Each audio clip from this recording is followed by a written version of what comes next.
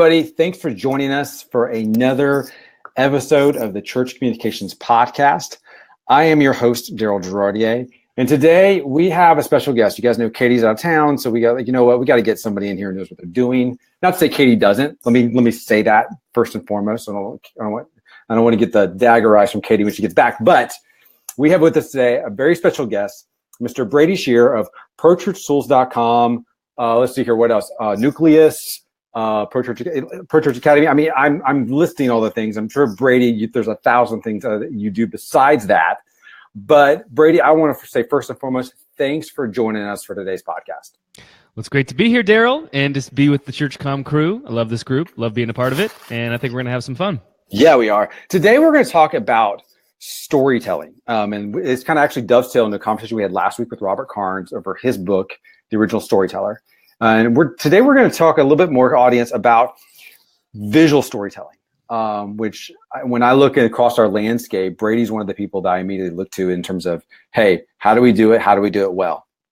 And so we're bringing in Brady to help us with that, because I will tell you, as somebody who's done this for a while, visual storytelling is probably one of the most difficult things you're tasked with as a church communicator. And you got to figure out how do you do it and how do you do it well. So that's why we brought Brady on today to talk through that. So Brady, I want to we're going to just jump right in. When you are thinking about creating stories, specifically from a visual aspect, what are the elements of a story that you're looking for? What are you looking for when you're thinking you're creating a story? What are you looking for in terms of your element of a story? Well, storytelling is one of my favorite things to talk about.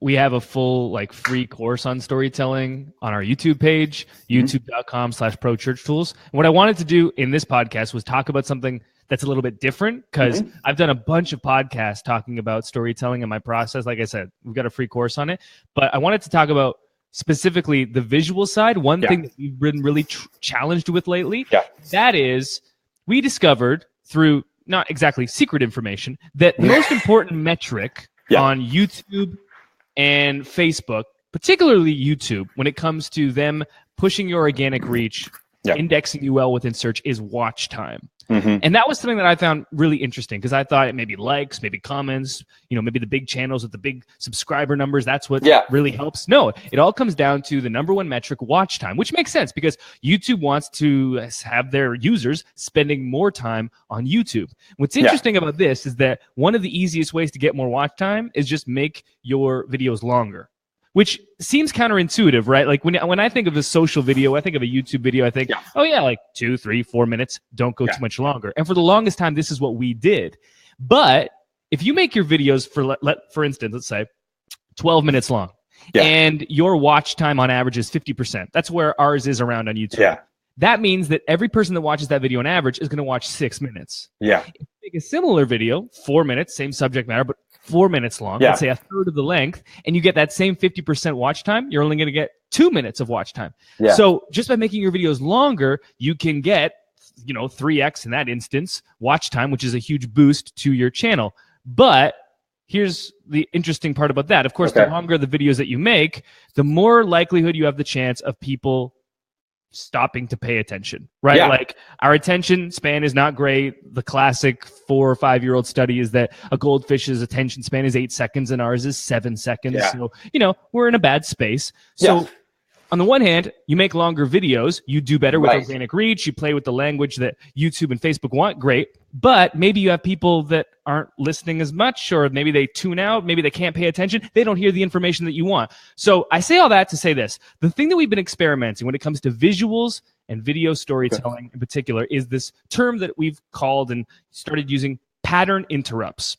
Basically, the whole point of this is to, as much as possible, change up what people are seeing visually and with audio to kind of re-engage their attention over and over and over again. So a pattern interrupt could be something as simple as you're doing a talking head video and then you switch to text on a screen and then you go back to the talking head. It could be multiple camera angles. It could be something as funny or simple as like a Jamaican dance hall horn, like a just like when you make a good point, just to get somebody to go, oh, right, and pay attention. Basically, you're trying to mix things up. You're trying to change things and keep people on their toes, keep people paying attention because things keep changing. The pattern interrupt. Yeah. See, I think that's a really interesting point, because I think you and I had a conversation back at the church conference, and I was talk a little bit about, like, I did this deep dive on YouTubers because I was trying to figure out, like, what is it that good YouTubers who are like, have the views, have the subscriptions, what are they doing that we can steal from? And what I was looking across the board, I noticed those two things. I noticed one thing was that the YouTubers that were gaining in popularities, their videos were actually climbing between 15 to almost 20 minutes long in some terms of their content, which was completely, totally contradictory to what everything that I've been wired to do. I've been thinking like 90 seconds, just, get in, get out. The second thing you bring up, and I think Casey Neistat, for those of you who don't know, I think does a really good job at mastering YouTube, does that breaking up of the visuals. So, like, if you notice, he will talk and then he'll actually continue the conversation, but he breaks the visual of where you're at. All of a sudden, he's on jump cut. He is exactly. He's having a conversation with you in his office. All of a sudden, boom, he's on his little, the motorized skateboard he's got. So I think what I find interesting is sometimes, I don't know about you, but this is what I find. I think for some of us, we maybe look down at those people because they're YouTubers, or they're not, we're doing a higher calling, if you will. I mean, I hate to say that, but I think sometimes we can do that and not realize that, guys, they're crushing it. And there's a lot of things we can learn from those people who are on YouTube. I agree. And it reminds me of the vertical versus horizontal video conversation. Like, we can get so wrapped up in this idea of, this is the way it's supposed to be. But at the end of the day, one thing we say a lot is attention is the most valuable commodity that your church can possess. Doesn't matter if you have the greatest story ever told. Church, we do. If no one's listening, it doesn't really matter. You need the attention first. And so I am 100% game for doing whatever it takes to capture and gain and keep more attention. And if that's by using more real estate on a phone with a vertical video, the cinematographer in me is like, But if that's going to get people to pay more attention and thus listen and retain the information that I'm trying to communicate, then it's worth it. I completely agree. I think you're right. I think it's one of those debates that we have in our office here is like, we talk about live. I'm like, guys, people love live, as much as we don't like sometimes the quality of the visuals, and we got to work all that out. That's what they love, and we kind of got to get over ourselves a little bit. Let me ask you, in terms of the visual process, you're creating visual stories. How much of it is you going into a story going, all right, we're going to see where this takes me, and how much of it is kind of going, I kind of know with an end in mind how much the story is going to flesh out or what it's going to look like? In other words, how much is kind of predetermined for you, Brady, when you're thinking through your visuals, when you're creating stories? Well, in the context of like an interview, story, testimonial video, I like to get a little bit of information about the person's story, but I'm a little bit unusual in that I like going into it not knowing too much. I don't want to, do that thing where you watch a movie trailer and you're like, okay, I know the movie. I want to get excited about their story with a good teaser trailer, a little bit of a conversation, but I don't want to know too much. And the reason for that is because when I'm on the other side of the seat, when I'm the interviewer and I'm sitting down with my interviewee and asking questions, I want to create the same type of scenario that my audience is going to experience when they watch that video, which is everything is kind of unfolding in front of them. And if the same thing is happening to me, I can ask the questions that would naturally be the questions that my audience is asking. So that's my perspective of it. I also have like a really good set, I feel, of questions, kind of like the well that I go to get the right stuff, elicit the right type of information and storytelling and emotion that I want. And so I'm pretty confident in that, which allows me to go in a little bit less prepared. But I know others who I would say are much more skilled cinematographers than me that prefer knowing every last detail. So a lot of the time it comes down to personal preference, and my way might be different than someone else's.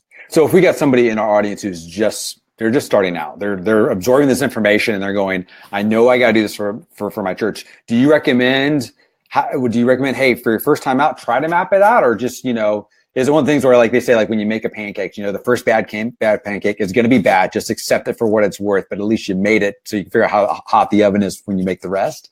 So how do you, for beginning, what do you recommend they do? Well, there's definitely something to be said for being a practitioner and just being aware of the fact that you can only get better at this stuff by doing. And there's only so much that you can read and have head knowledge of before actually diving into the trenches and working it out for yourself. At the same point, I still think that there's a balance to be struck between being prepared and knowing every single thing about this story. And then it becomes a little bit robotic. You know, you're asking questions, knowing exactly what they're trying to say. You're not really discovering anything. I found that, like, for instance, here's really practical. Yeah. One of the questions that I will ask at the end of an interview, and normally I structure interviews to be about 30 to 60 minutes long. Like, we run the tape for a long time. Yeah. One of the final things that I ask is, okay, what have I not asked you that you want to share? Got it. And almost always that's where the best tape actually comes from. That's where the best information and stories come from, because I've been like driving the conversation, leading it where I think I need it to go. I hand the reins off to the person who, where actually it's their story. They're usually often able to create the best tape there. And I always put it at the end of the interview, because at that point we've been talking for 30 to 60 minutes and they've become a little bit accustomed to the lights and the camera and the mic that's in their face, and they're most comfortable. Yeah, that makes a lot of sense. Now, when you look back, you know, you've been doing storytelling for quite a while. When you look back at your process and how you create visual, have you changed over the year? And if so, how? I mean, is your process, your aesthetic, what about when you look back and kind of go, okay, this about me has changed, this is how I adapted? What are some of the things that you've done as you've changed over the years in your storytelling process? I think the number one biggest thing is that I'm now okay with a lack of resolution in stories. Okay. And this is like the difference between what we call in like the filmmaking world, like show, don't tell. Yep. And if for those of us that have seen any number of Christian movies, that's like Christian movie syndrome, where like we feel the need to like shove down our audience's throats exactly the message we want them to gain from this. Like if they don't walk away knowing that this is the exact message that we need to get across, well, if we leave room for ambiguity, well, that's where Satan could come in, and that's where he could pervert the message and rob Christ. Yes. It's like, what I love about storytelling is that it brings everyone to the table, invites everyone, and everyone can walk away with something different. Because what's great about story, and what makes it the most powerful form of human communication, is that when we hear someone else tell a story, we put ourselves in their shoes as if we were the protagonist. That's why we love movies. We imagine ourselves subconsciously as the protagonist in the film, and that allows empathy, and that's the reason storytelling is so powerful. What happens, though, when you force someone to get the information you want from a story, you're robbing them and denying them of their own personal experiences and everything they're bringing to the table. So, Daryl, you might tell a story, and I listen to it, and I get something completely different than Katie might, simply because we grew up in different towns, different families, different experiences, different countries. If you just let your story be what it is and don't force resolution, don't shove it down people's throats, show, don't tell, that's probably the biggest change that I've made over the years, just allowing for more ambiguity and allowing for Jesus really to speak into the story in an individual way, rather than saying, okay, this is the message we need every single person to get. No, I'm just going to tell a story with universal themes. Through with every story, and then every person can walk away with something unique to them, and that's going to be so much more powerful than a one-size-fits-all approach. Yeah, and I find when you have that approach, that when you're being honest with the story, I think there's a certain honesty that we lose when we try to force a resolution. And I experienced that, I think, about 3 years ago when I was trying to do, we were crafting something, and I was like, no, I need you to say X. I needed to go here, and it just wasn't there. And then we forced the resolution, and I personally think we probably lost 50% impact on the video because of the fact we forced resolution. We should have been okay with, the answer's not there, but we know through the Holy Spirit the answer will get there, and we're just gonna let the video do its thing, and then go from there. So when you're thinking about your storytelling process, visual storytelling for that matter, what do you think, like, hey, this is the hardest part of the process? What's the part going, okay, this is the part that's the part like you maybe shake your fist at in terms of when you're creating stories? I think for me, and this is very, very tactical and maybe even unusual, the hardest part for me is getting the right length for the overall video. Okay. So I sit down with an individual. We do a 30 to 60-minute interview. And I've got a ton of great tape after that. Maybe let's say I've got 10 or 15 minutes of stuff that really is worthy of that final cut. Yeah. And how do I continue to whittle it down and more and make hard decisions? You know, it's that kill your darlings classic saying about art. It's like, this is something I really love and it was so cool, but I'm a little bit maybe too emotionally attached to this. And I need to be able to just non-emotionally remove this for the sake of brevity in the overall film. So we try to keep ours between 4 and 7 minutes. Okay. And, you know, I usually make 3, 4, 5 actual cuts every time, cutting more and more and more. And usually I'll leave a full day at least in between each one so that I can emotionally remove myself. And then when I sit back down in the editing stool or the editing chair, I'm like, okay, fresh start. I need to cut another minute. Now what do I cut? And what's great about that is if you're willing to discipline yourself with that approach and force yourself to delete, what you do end up with is almost always like pure gold, because every single little piece of perhaps fluff has been removed. And even the stuff that was good, that was removed, leaving only what's great, ideally. Yeah, I think you're right. I think that makes a lot of sense. You strip it all the way down to the bare minimum, and then you can add back only if you think it enhances what you have. I have a saying around here is that we love having group feedback. And what we do is, what we tell the person that we're giving group feedback to is, we need permission to tell you that your baby's ugly, because we understand this is your baby. And I need to be able to tell you the baby's ugly. So you got to be okay with that. And you know what? Sometimes they agree and they're like, yeah, and they're totally cool with the feedback. And sometimes they get out and say, I need to take a really long coffee break. And we're like, hey, we understand. That's the way it works. So when you're creating your crafting, you're talking about, you're landing on your timing, you're talking about, paring the story down to its essential elements. When do you know a story is ready to ship? Because I find for some of us, we will take, like any good project management, you will fill up the time span you've been given. You've given 3 days to create a video, you'll take 3 days to create that video. But when do you say, you know what, it's ready to roll? How do you determine that we're ready to go, ready to ship, ready for the audience to see it? There's like a fundamental rule in art that we can just tinker forever and nothing's ever finished. And so you have to go into the project first with the expectation and really like a line in the sand. I'll have to like draw it myself and be like, okay, Brady, you need to listen. Okay, early Brady, at the beginning of this film, before you get emotionally involved, there's a rule. And that is that you will never finish this and it won't be perfect. So you need to get to a certain degree, to a certain percentage point, let's say, where you're like, yep, this is fine enough, good enough to ship. Not saying that we shouldn't aspire to great, saying that I will, and most artists will, aspire for perfection and just manufacture reasons not to ship. Because that's the other underlying part. And that if I don't ship this video, this story, well, then nothing bad can happen. Sure, nothing good can happen, but I won't also ship something that sucks. Yeah. And so I can, keep myself immune from that personal anguish. So that's one thing. That's kind of like the first expectation that I have. The second thing that I'll do is similar to you. I'll bring the team around and let them watch and let them put their own feedback in. And usually I'll just watch their reactions. And that's one thing that really helps me understand when I know I've arrived at the right part. It's like, if I look at them and they're gripped by the story, if they're enthralled by it, that's the most important thing to me. Now, if they begin tuning out, if they begin kind of like just shuffling in their chairs or whatever, you can tell they're disengaged, I'll make a note of that mentally and be like, okay, at 1.5 minutes, this person and this person started to disengage. How can we remove whatever is causing that disengagement in that moment to make sure that doesn't happen? And then we'll show a new group of people and test again.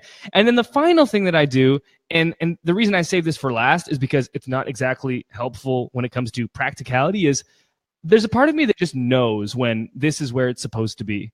And the first two things that I mentioned are pretty actionable if you're listening. Yeah. The third is one of those where you can kind of put a stamp on a thing that you've created and say, you know what? I did my best. This is my best effort. And this is like where it needs to be.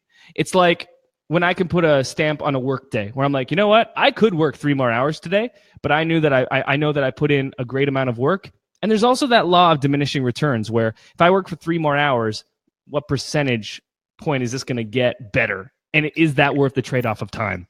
Yeah, I think that last piece right there is where I have found, especially with people who are younger creatives, to use that term, is where they feel like, oh, if I was like, yeah, but tell me what that's going to do. What is that going to do to the story that's going to push it over?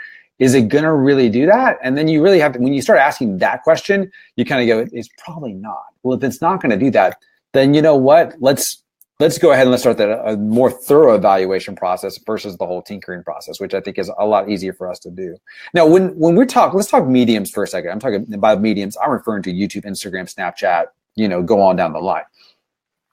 I think for a lot of churches, they create videos for the worship service, and then they think about taking that video and repurposing it out for their other channels. I think that's just the way the process works for a lot of them. I'm not saying all of them, but a good portion of them work that way.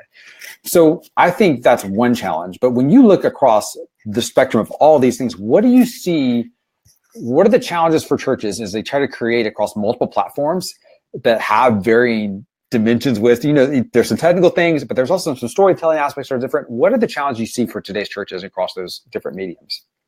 The first is what you just alluded to, is that each social platform has its own unique language. Yeah. And the languages are different for each platform. There are some similarities and carryovers for each, but at the end of the day, Instagram stories is very different than putting a video on Facebook. Yeah. I think that a lot of it comes down to lack of practitionership and just ignorance of a platform. Like the entire Pro Church Tools brand is based around this idea of seize the 167. Basically, there's 167 hours in a week beyond your Sunday service.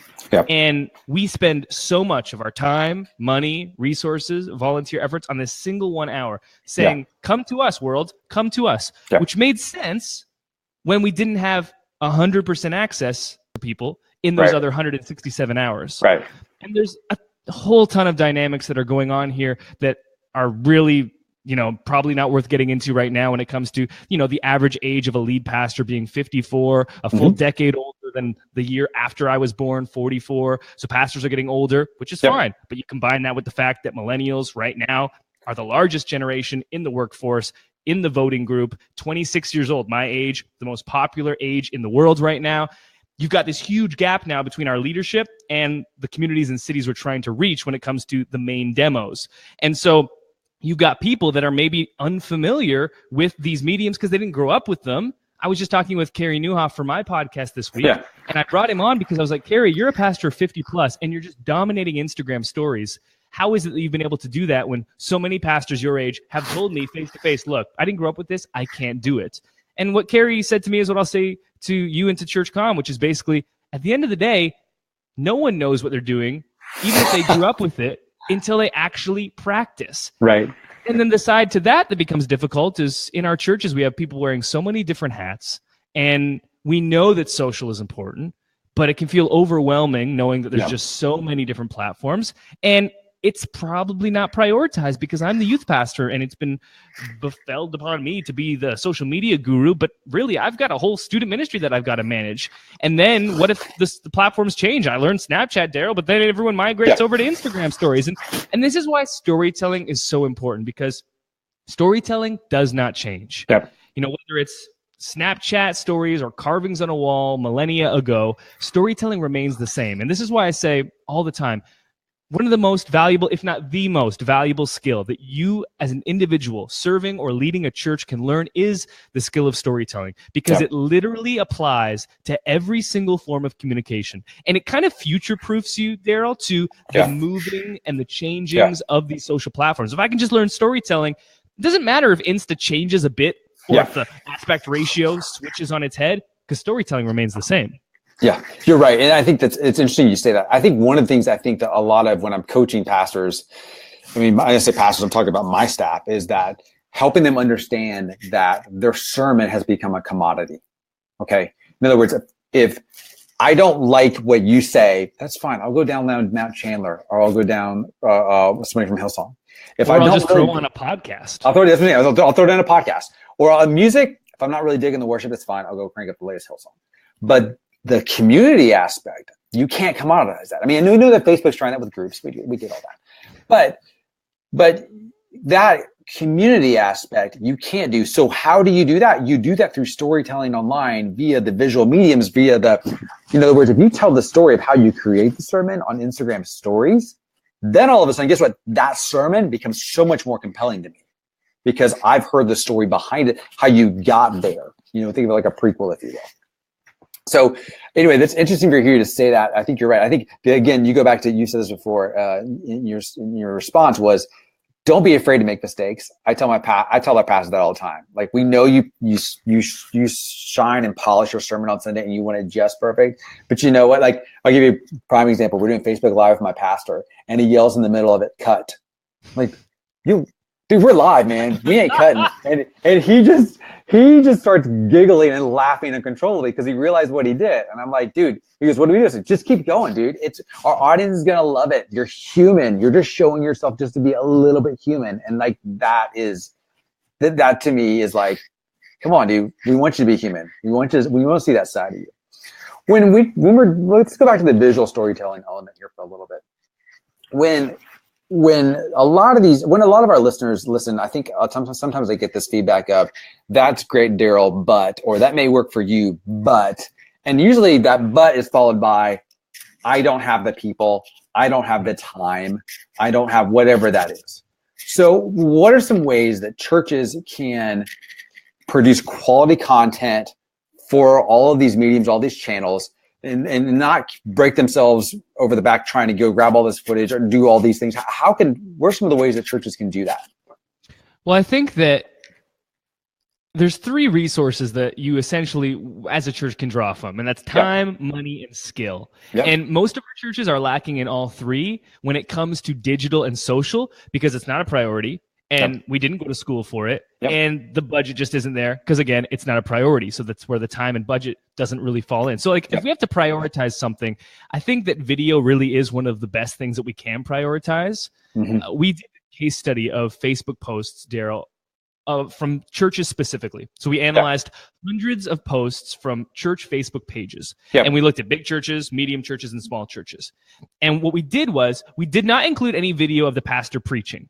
We didn't include, like, if we're on Elevation's page, we did not include Furtick preaching because that would have just skewed the results. But the purpose of this case study was to compare image and text-based posts on Facebook versus video-based posts of identical content.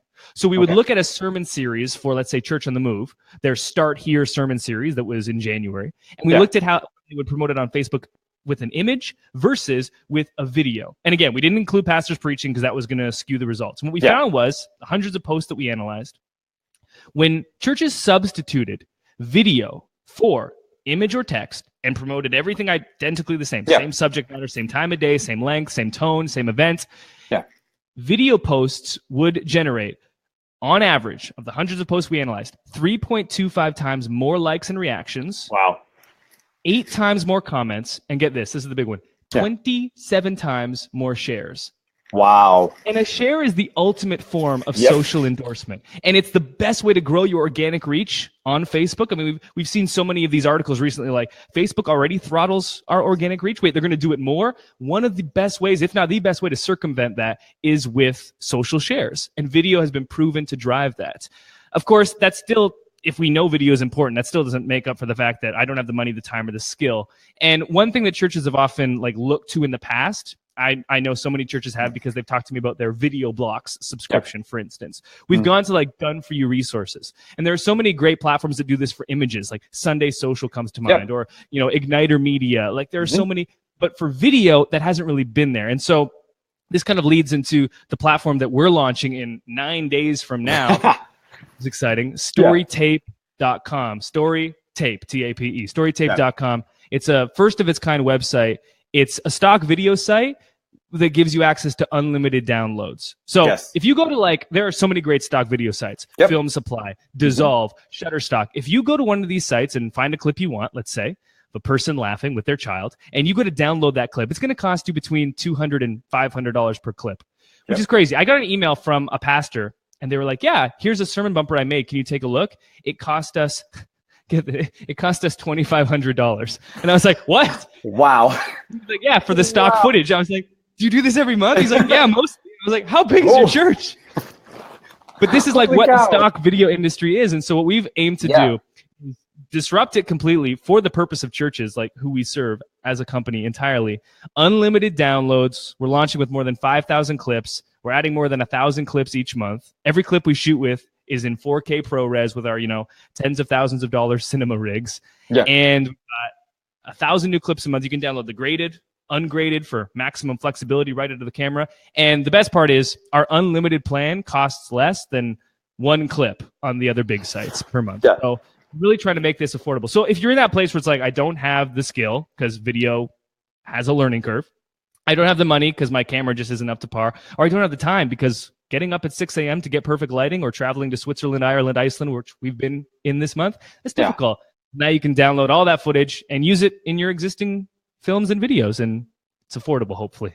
Yeah, I will say, like, it's funny. So when I was getting Brady's address to put together this podcast, I typed in Brady into my email, and all of a sudden I realized the first 10 to 15 emails were between my staff about story tape. They were all like, "Do you see what Brady's doing story tape?" And they're like, we went through it. And the interesting thing is I will say this, as I'm probably more of the end user in regards to this, and I've been on the corporate side and I've been on the church side.